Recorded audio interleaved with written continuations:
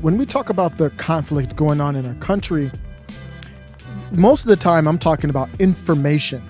It's a battle of information. What information do I have? How do I get to tell that story?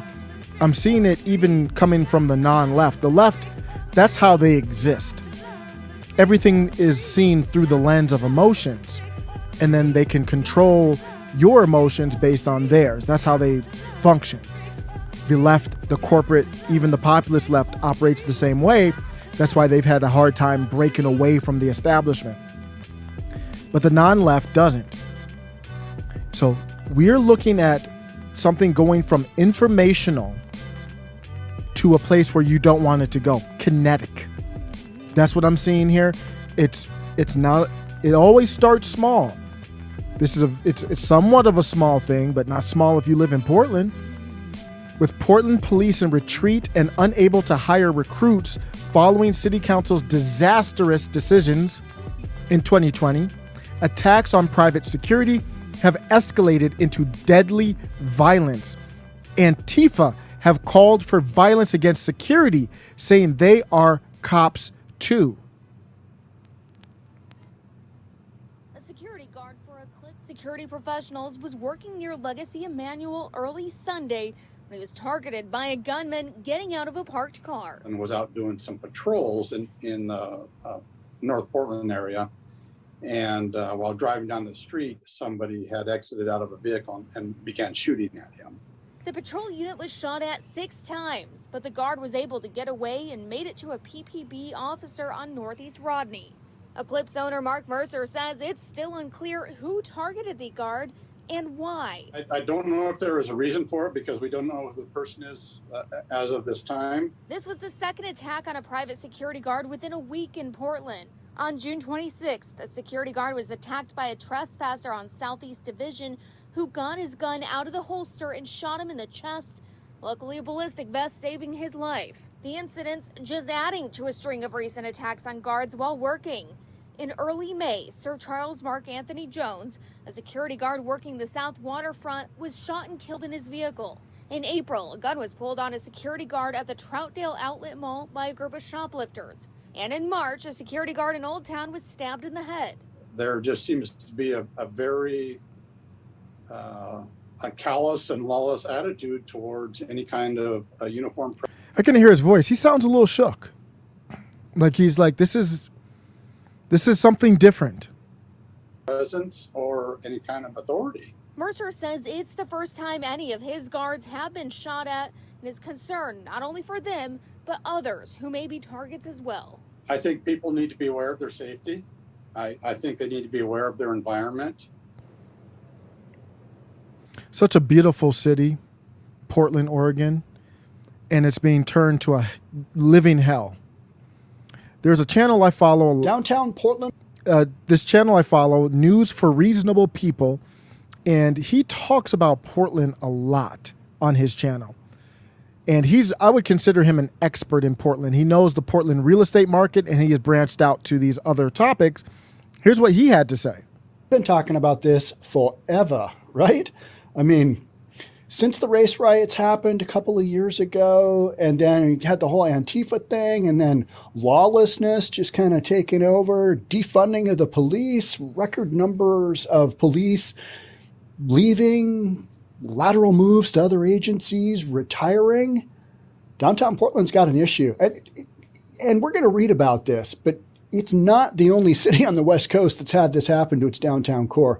But Portland's got its own special circumstances that we're going to get into. And that's what I found interesting about this article is the title. So he's talking about real estate, commercial real estate in Portland, and they're trying to frame it as they're selling property or renting it out. They can't find anybody to occupy it, and they're making it sound like, hey, they're just trying to get some profits. No, they're trying to run the hell up out of there because it's lawlessness. Makes it seem like, we're just, some profit takings going on with the buildings. And in reality, the story should read, tenants move out because it's not safe. Vacancy rates skyrocket. Nobody wants to rent in these specific districts in downtown Portland. it's what's going on.